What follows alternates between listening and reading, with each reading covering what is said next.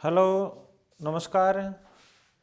Nuclear physics की lecture series में आप सभी का स्वागत है। आज का जो अपना टॉपिक होगा वो न्यूक्लियर पोटेंशियल वेल और उसके बाद में न्यूक्लियनों की काइनेटिक एनर्जी, ठीक है ना। तो वो अपन फाइंड आउट करेंगे, या न्यूक्लियर काइनेटिक एनर्जी। तो पहले हम नाभिकीय विभव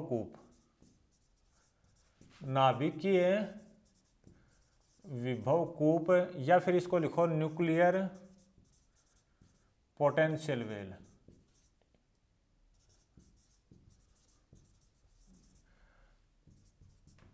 आपको इतना मालूम होना चाहिए कि यहाँ पर अपने शुरुआत में लेके चले थे कि किसी न्यूक्लियस के लिए दो टाइप के पोटेंशियल वेल होते हैं, एक तो न्यूट्रॉन से रिलेटेड, एक है आपका प्रोटॉन से रिलेटेड। एक में डेफिनेशन आती है बाइंडिंग एनर्जी। क्या आती है? बाइंडिंग एनर्जी की डेफिनेशन आती है। बाइंडिंग एनर्जी आप फाइनल के अंदर बाइंडिंग जो बाइंड रखती है। तो देखो थोड़ी सी डेफिनेशन मैं रफ बता रहा हूँ। वैसे ये आपका पोटेंशियल वेल है, इसकी मैक्सिमम एनर्जी ये तो है, और माना कि आपका हाईएस्ट ऑक्युपाइड यहाँ तक है। ये क्या है? हाईएस्ट ऑक्युपाइड है, यानी ये EF हो गया आपका। ये क्या होगा? EF। तो इनका जो डिफरेंस है, अब देखो यहाँ वाला न्यूक्लियस है, न्यूक्लियन जो है, अगर इसके पास में इतनी एनर्जी मिल जाए इसको, तो ये बाहर निकल जाएगा, निकलेगा ना। तो ये क्या है? ये एनर्जी डिफरेंस जो है इसको बांध के रखता है, बाइंड करके रखता है। तो इनका ये जो डिफरेंस है, इसी डिफरेंस को क्या बोलते हैं? बाइंडिंग एनर्जी बोलते हैं। यहाँ न्यूक्लियर बाइंडिंग एनर्जी बोल देंगे, ठीक है ना। तो डेफिनेशन किस प्रकार से लिखोगे हम? नाभिक के अंदर या न्यूक्लियर पोटेंशियल वेल की जो मैक्सिमम एनर्जी है उसका और फर्मी एनर्जी का जो डिफरेंस है, का अंतर जो है, उसी को अपन क्या बोलेंगे हम? बाइंडिंग एनर्जी ऑफ न्यूक्लियस या न्यूक्लियन। ऐसे लिख दो ना, क्यों? Maximum energy of potential well minus EF। Fermi energy को माइनस कर दें, ये तो है ना, ठीक है। अब देखो बात ये आती है कि इसकी डेप्थ कितनी होगी। जैसे मान लो इसी की बात हो, इस जो आपका स्क्वायर वेल पोटेंशियल है, जैसा पोटेंशियल वेल है आपका, इसकी डेप्थ कितनी होगी? तो डेप्थ में यहां से लेकर यहां तक आ जाएगा, आएगा नहीं आएगा? तो डेप्थ कैसे निकालेंगे? ये डेप्थ निकालने के लिए आपको ये प्लस ये करना होगा। यह आपकी क्या है? बाइंडिंग एनर्जी है, और ये आपकी क्या है? EF है। तो देखो डेप्थ ऑफ पोटेंशियल वेल निकालनी है तो कैसे निकालोगे आप? भाई खुद समझ के बात कर लो आप एक तो EF निकालोगे, प्लस उसके अंदर क्या जोड़ दोगे? बाइंडिंग एनर्जी ऐड कर देते हो।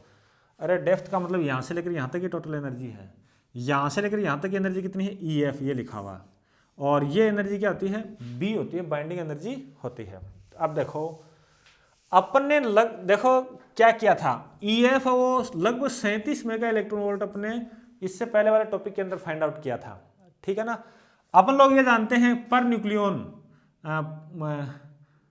B बार जो है, ये भी प्रत्येक के लिए था और ये भी प्रत्येक का है, वो आपका 7 से 8 मेगा इलेक्ट्रॉन वोल्ट होता है, और लगभग कांस्टेंट रहता है। लगभग क्या रहता है? कांस्टेंट रहता है। ये थोड़ा चेंज होता है, जैसे छोटे वाले जो न्यूक्लियस होते हैं उनके लिए और बड़े वालों के लिए चेंज होता है, ठीक है ना।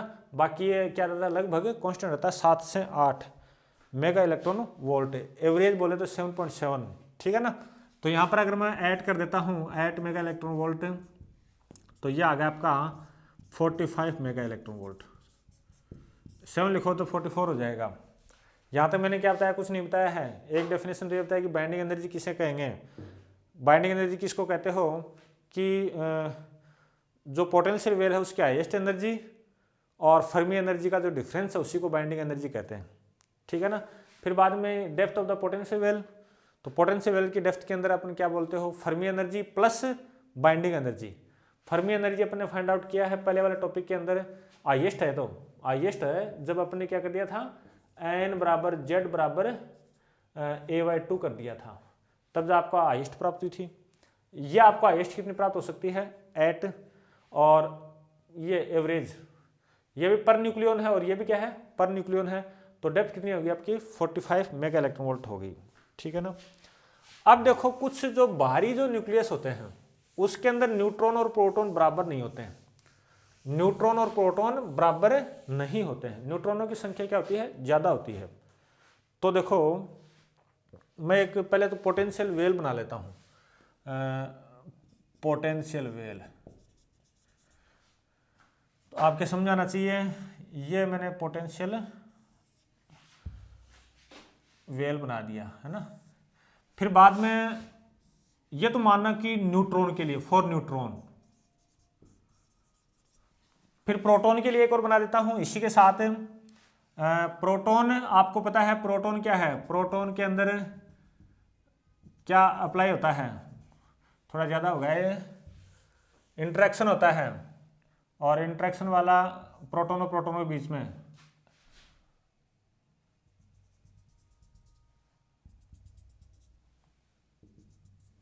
ये आपके प्रोटॉन के लिए,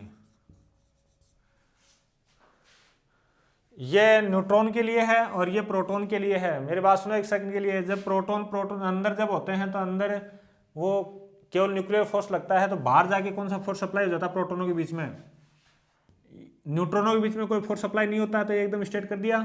ये ऐसे किया है क्योंकि प्रोटॉन और प्रोटॉन के बीच में रिपल्सन कूलाम्ब फोर्स लगता है, और कूलाम्ब फोर्स के लिए पोटेंशियल एनर्जी है वो इस प्रकार से शो की जाती है, ठीक है ना। अब बात आती है इसके दो भाग कर दूं, चलो दो भाग कर दिए, और दो भाग न करो तो भी चलेगा। अब देखो हाईएस्ट ऑक्युपाइड, माना कि ये हाईएस्ट ऑक्युपाइड है, इसके अंदर दो, इस साइड में प्रोटॉन कर रहा हूं, इस साइड में क्या कर रहा हूं, प्रोटॉन, और इस साइड में कर रहा हूं न्यूट्रॉन। ये दो प्रोटॉन और ये दो प्रोटॉन, हाईएस्ट ऑक्युपाइड। नीचे और भी कर देता हूं, चलो इसके बाद में इसको थोड़ा सा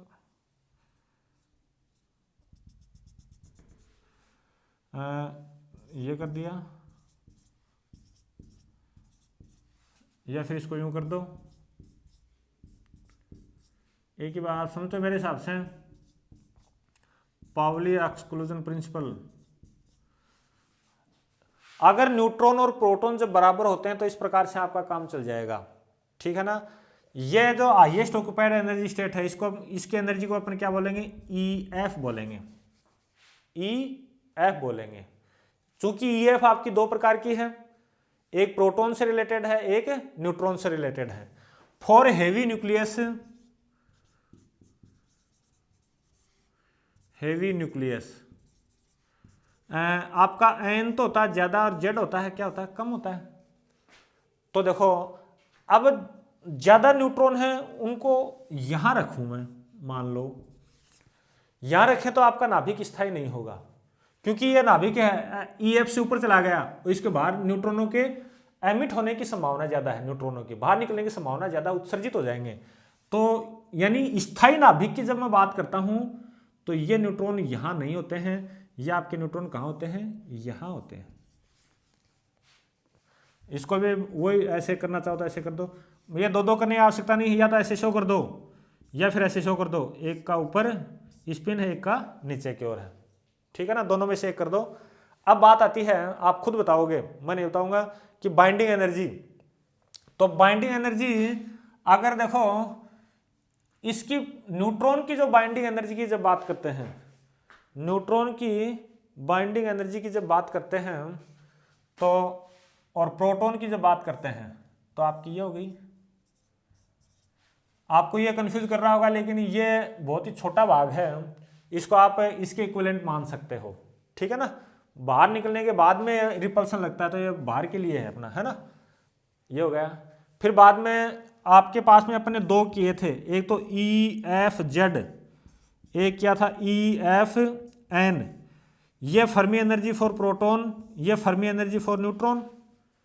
तो फर्मी एनर्जी क्या होती है, मिनिमम से मैक्सिमम तक की। तो देखो प्रोटॉन वाली मिनिमम एनर्जी कौन सी, ये यहां से लेकर यहां तक की जो एनर्जी है वो आपकी हो जाएगी EFZ फॉर प्रोटॉन। और न्यूट्रॉनों के लिए ये यहां तक है, देखो ये नीचे दो, तो ये आपकी एनर्जी कितनी हो जाएगी, EFn हो जाएगी। तो भाई इस प्रकार से न्यूक्लियर पोटेंशियल वेल वर्क करता है आपका, ठीक है ना। और या फिर यूं बोलो कि पोटेंशियल वेल के अंदर न्यूक्लियन जो हैं इस प्रकार से व्यवस्थित रहते हैं। इसके बाद में अगला एक छोटा टॉपिक और है, वो भी इसी के अंदर कर देते हैं, फिर ये टॉपिक कंप्लीट होता है, ठीक है ना। एक अगला है अपना kinetic energy of nucleus, kinetic energy of nucleus.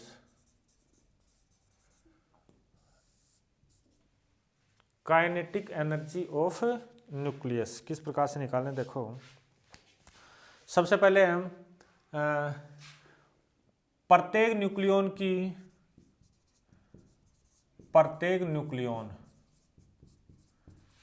की औसत ऊर्जा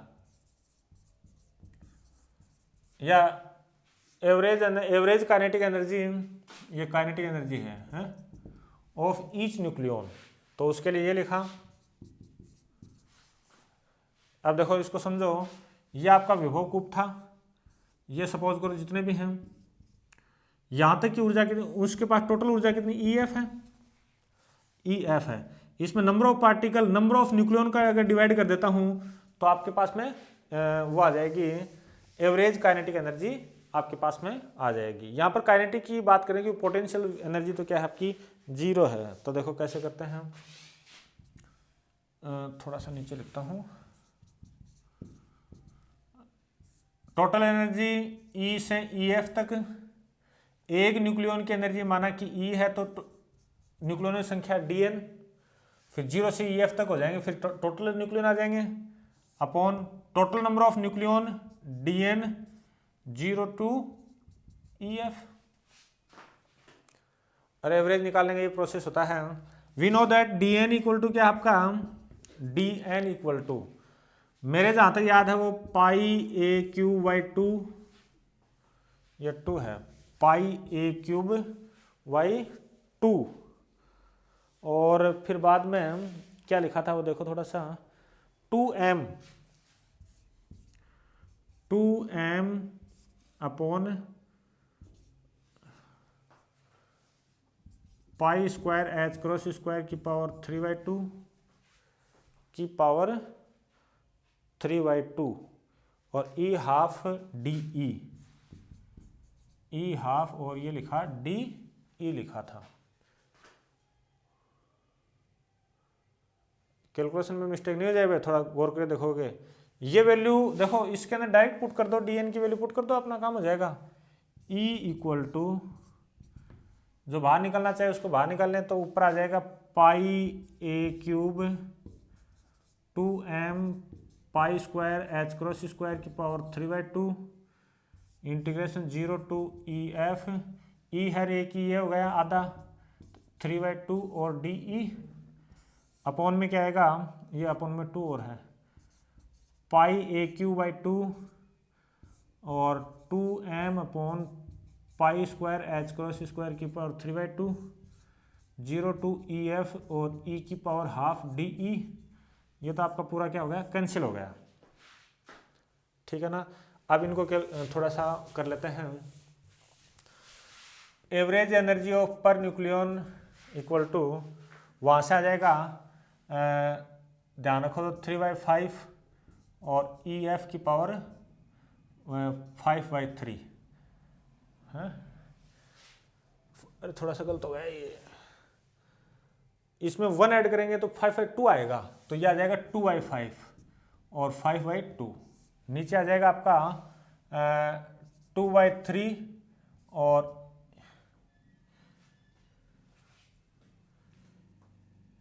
E की पावर 3/2, ये आ जाएगा। तो ये आ जाएगा आपका 3/5 और E आ गया, 3/5 E आपके पास में प्राप्त हो गया है। एक सेकंड, थोड़ा सा गलत, ये F है, ये एवरेज आ गया आपका। उम्मीद ये कर रहा हूँ कि आप ये कैलकुलेशन कर लोगे, कोई खास बात नहीं है ना।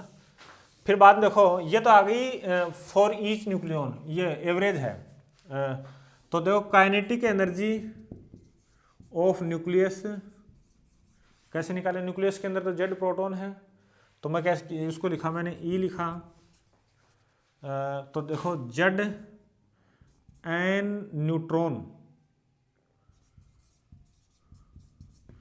प्लस जेड प्रोटॉन की काइनेटिक एनर्जी, ठीक है ना। तो देखो मैं पहले इनकी कर रहा हूँ, यहाँ से लिखो आप, क्या लिखते हैं? एक न्यूट्रॉन के लिए तो आपकी है 3y5EF n है। नंबर ऑफ न्यूट्रॉन कितने हैं? n है। नंबर ऑफ न्यूट्रॉन n है। फिर बाद में plus z into 3y5EF z लिखूँ, तो ये आपके पास में आ गया 3y5 तो बाहर आ गया, अंदर रह गया NEFN, फिर plus ZEFZ। We know that EFN जो है वो इक्वल लिखा था अपने n/a⁴ 3/2 था शायद, 2/3, क्या था? 2/3। और EFZ इक्वल टू था kz/a⁴ 2/3।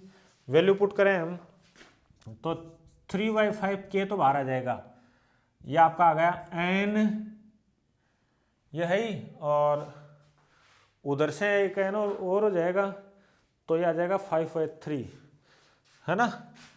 n 5/3 प्लस यहाँ से z 5/3, 3 है भैया, अरे भाई 2/3 प्लस 1 5/3 तो होगा, n 2/3 तो यहाँ है और एक n ये रहा, नीचे आ जाएगा आपका।